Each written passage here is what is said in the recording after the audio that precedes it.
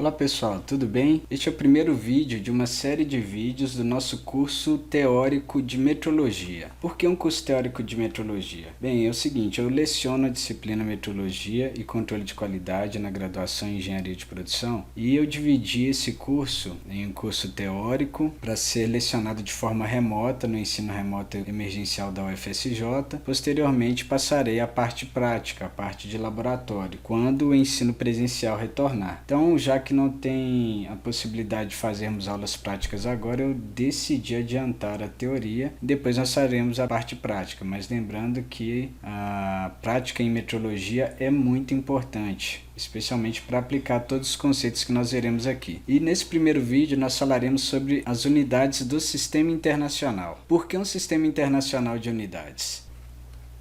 O Sistema Internacional de Unidades foi definido a partir de um esforço histórico e relativamente longo, começando lá na Revolução Francesa, com a finalidade de estabelecer unidades de medidas padronizadas que fossem usadas em todo o mundo. A necessidade de um sistema internacional advém das necessidades atuais, sobretudo de relações internacionais, por exemplo, as relações comerciais e econômicas, Ter um sistema internacional facilita todas as relações diplomáticas e o comércio de forma geral. Então, você medir qualquer produto que seja nas mesmas unidades, as características desses produtos nas mesmas unidades, com instrumentos e padrões definidos mundialmente, facilita as trocas e relações necessárias no mundo globalizado. Os produtos globalizados também demandam a existência de unidades de medida padronizadas. Então, por exemplo, hoje você tem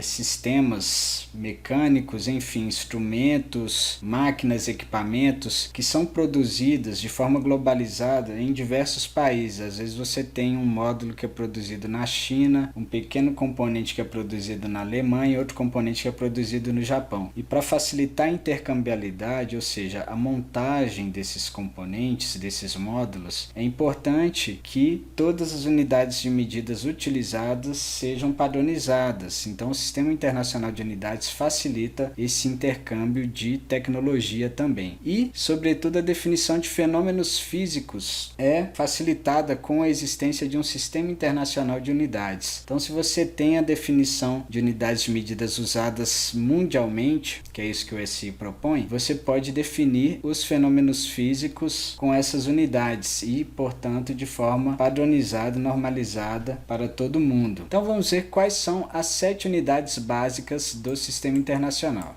Então, o Sistema Internacional de Unidades é composto por 7 unidades base. Essas 7 unidades base servem para medir essas 7 grandezas: o tempo, o comprimento, a massa, a corrente elétrica, a temperatura, a quantidade de substância ou quantidade de matéria e a intensidade luminosa. Para medir o tempo, nós utilizamos como unidade do SI o segundo, o comprimento, a unidade do SI é o metro. Para medir a massa, nós utilizamos o quilograma.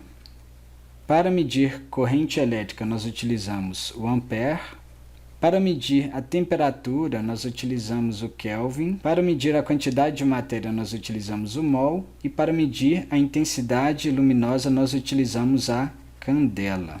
Os símbolos das unidades são os seguintes. O segundo tem o símbolo S, o metro tem o símbolo M, sempre minúsculo, tá? O quilograma tem o símbolo K minúsculo G, G é o grama, E K aqui é um múltiplo que significa um fator multiplicativo de 10 elevado a 3, ou 1000. Então, portanto, 1 quilograma é igual a 1000 gramas. Corrente elétrica ou ampere, nós utilizamos a letra A maiúscula. Temperatura Kelvin, nós utilizamos K maiúsculo. Quantidade de substância mol, nós utilizamos mol mesmo. E a candela, que é para intensidade luminosa, nós utilizamos CD. O Sistema Internacional de Unidades passou por uma revisão em 2018 e as novas definições entraram em voga em 2019. As unidades que foram modificadas são o metro, o ampere, o Kelvin e o mol. Por que mudar as definições das unidades do Sistema Internacional? Por exemplo, o quilograma era definido com base num artefato, num protótipo depositado no arquivo Arquivo Nacional da França, sobre os cuidados da Secretaria Internacional de Pesos e Medidas. Esse artefato é um artefato de platina e irídio e, com o tempo, um século aí de armazenamento, apesar de todos os cuidados científicos necessários para evitar influências das condições ambientais, intempéries, enfim. Mesmo com todos os cuidados, o protótipo do quilograma, que servia para definir a unidade de massa, com o passar dos anos, foi perdendo ou ganhando massa, e as suas cópias que estavam nos laboratórios internacionais também. Dependendo do país onde estava, devido às condições ambientais diferentes, houve aí uma diferença ali no ganho de massa ou na perda de massa do padrão. Consequentemente, na hora que você vai fazer a rastreabilidade metrológica, ou seja, distribuir esse padrão, né, a partir de cópias ou calibrar instrumentos a partir desse padrão internacional e suas cópias que cada laboratório nacional tinha, ainda tem, mas agora é museu, você perdia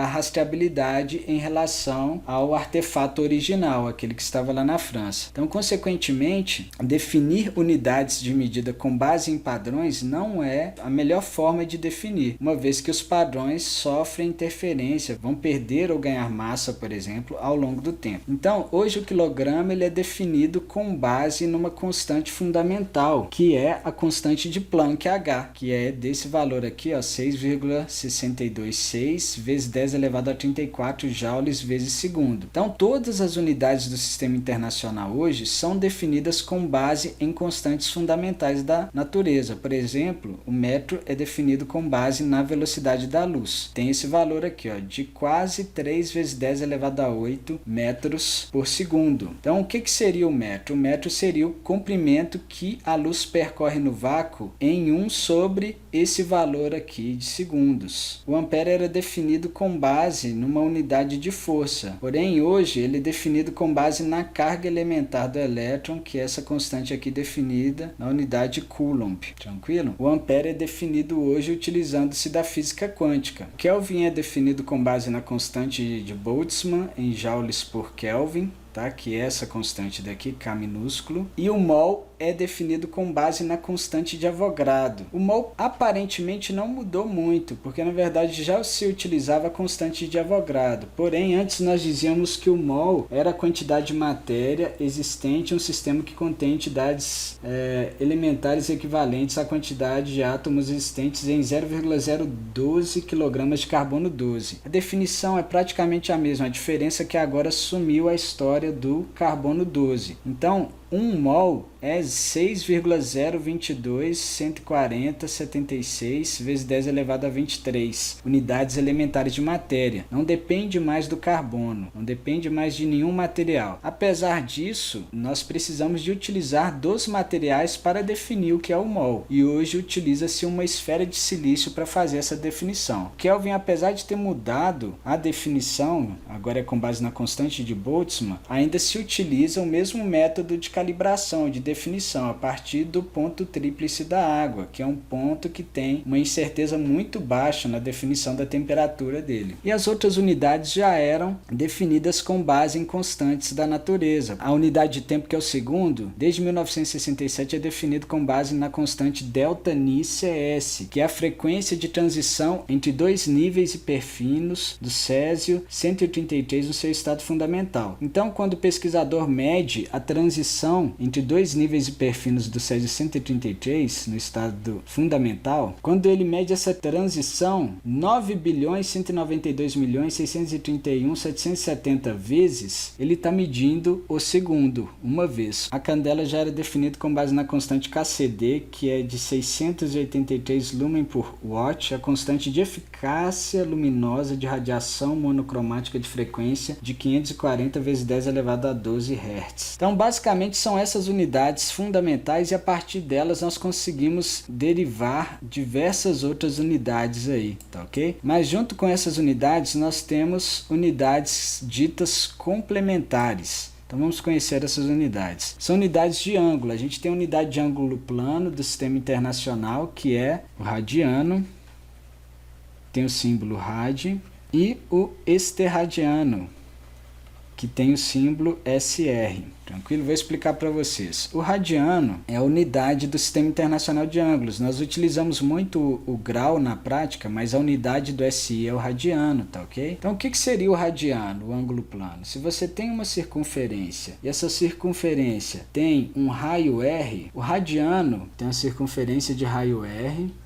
Esse ângulo aqui de 1 radiano é o ângulo que vai varrer um comprimento aqui, ó, de círculo igual ao raio. Agora a grandeza ângulo sólido, que tem a unidade esterradiano com o símbolo SR, é utilizada para medir ângulo sólido. Então, um esterradiano, um SR, é o ângulo que, se você tem aqui uma esfera de raio unitário, vamos pensar nisso aqui como uma esfera de raio unitário, um esterradiano vai varrer na superfície dessa esfera uma área igual a uma unidade. Então tem uma definição parecida aqui com a unidade de ângulo plano. Dá para fazer uma analogia. Vamos ver aqui algumas unidades derivadas em relação às unidades base e também podem existir unidades derivadas em relação às unidades base em conjunto com as unidades suplementares que nós acabamos de discutir. Então, por exemplo, a unidade de área.